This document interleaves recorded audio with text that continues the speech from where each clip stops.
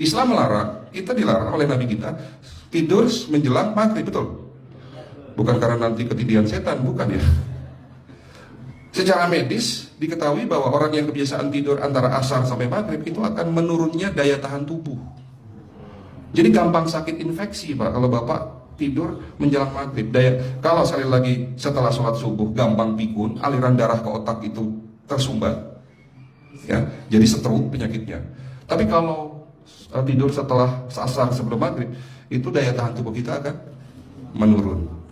Materi terakhir ini 6 langkah praktis, ya, Bapak bisa lakukan di rumah mulai hari ini. Langkah pertama, mulai hari ini jangan makan malam, Pak.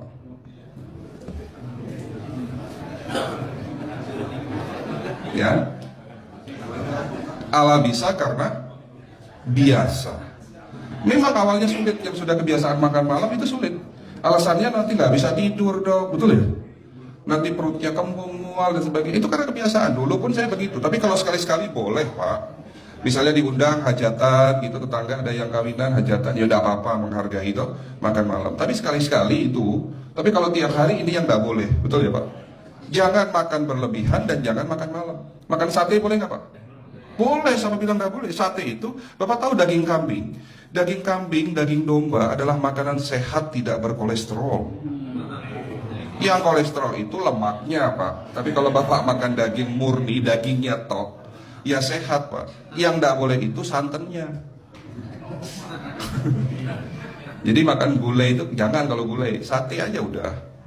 Ya, ataupun dibuat apalah, dibuat empal. Ya.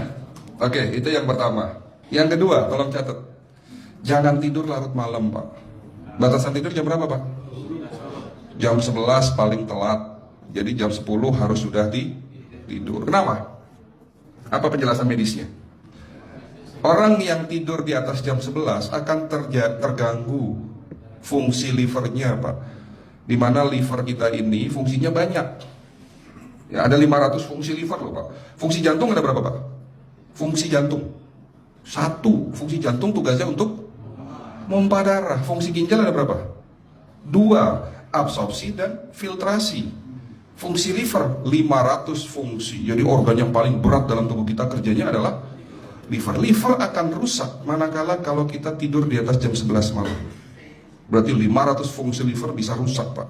Ini salah satu penyebab diabetes. Bukan hanya kerusakan pankreas, tapi rusaknya liver bisa jadi penyakit diabetes, Pak.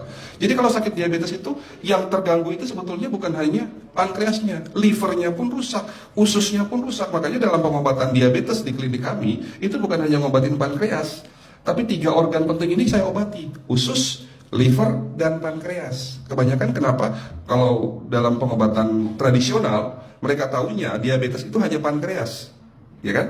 Tapi di sini dalam pengobatan holistik, orang yang kena liver itu 3 organ ini pasti rusak: usus, liver, dan pankreas. Salah satu penyebab dari kerusakan liver akibat kebiasaan tidur larut malam. Jadi salah satu penyebab diabetes pun bisa karena tidur larut malam. Ya, batasan tidur jam berapa?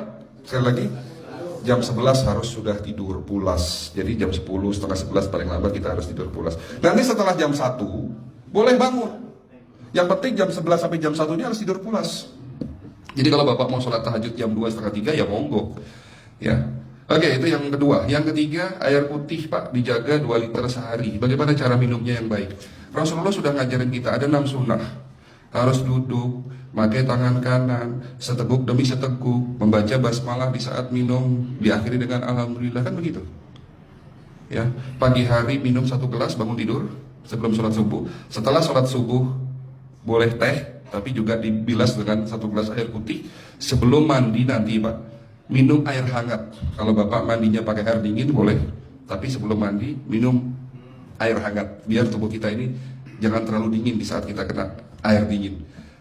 Sampai maghrib pastikan 2 liter sudah masuk dalam tubuh kita. Malam mau tidur, tolong perhatikan Ibu ya, malam mau tidur jangan banyak-banyak minum.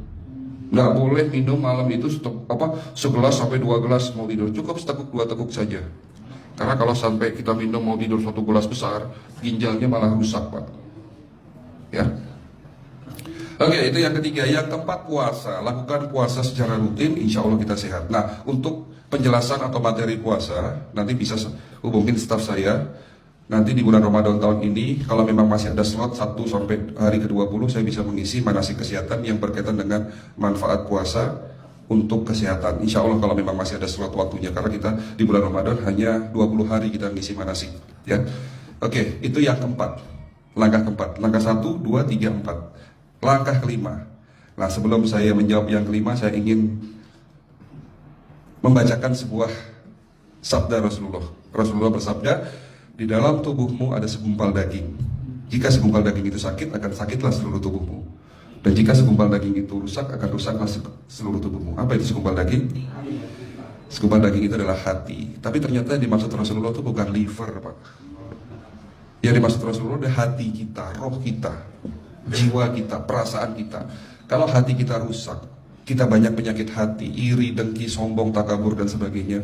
Penyakit fisik akan muncul dalam tubuh kita. Ya, tidak ada orang stres itu sehat, betul tidak, Pak?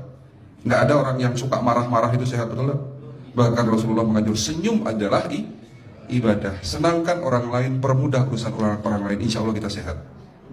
Ya, jadi itu langkah ke-5. Langkah 1 sampai langkah ke-5 sifatnya individual. Bapak bisa lakukan sendiri di rumah. Tapi langkah ke-6 ini butuh bantuan pihak dokter atau rumah sakit. Kira-kira langkah ke-6 apa, Pak? Lakukan pemeriksaan sebelum sakit. Jadi periksa itu jangan nunggu sakit baru periksa. Jangan seperti kayak Bu Ustazah tadi, diajak periksa, jawabannya takut ketahuan penyakitnya. Setelah stroke baru datang ke klinik untuk minta diperiksa. Kalau sudah stroke susah nggak nyembuhinnya, Pak? Kata kayak beliau nih, sudah 2 tahun tidak sembuh-sembuh karena sudah terlanjur stroke. Tapi kalau beliau melakukan general check up, mohon maaf ya Pak, kalau beliau melakukan general check up rutin, insya Allah tidak akan kena stroke karena sebelum stroke sudah diobati dulu. Karena stroke ini bisa kita lihat dalam scanning dengan alat yang saya punya, insya Allah kelihatan ini. Oh ini sudah mulai ada tanda-tanda mau penyumbatan, buru-buru diobati. Memang takut Pak, tapi pesan saya jangan takut. Ya lakukan pemeriksaan supaya kita tahu, supaya kita kenal. Gitu ya Pak. Jadi kira-kira di jemaah ini ada tidak yang mau saya ajak periksa kita semua? Pesan terakhir dari saya, lakukan pemeriksaan sebelum terlambat.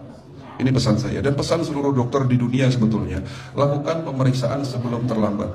Ya, karena dengan kita melakukan pemeriksaan kita akan kenal tubuh kita. Kalau sudah kenal kita akan sayang sama tubuh kita. Betul Pak? Ada pepatah mengatakan tidak kenal tidak sayang. Cukup sekian dari saya. Mohon maaf kalau penyampaian kami kurang baik. Akhirul kalam, wabillahi taufiq wal hidayah. Wassalamualaikum warahmatullahi wabarakatuh.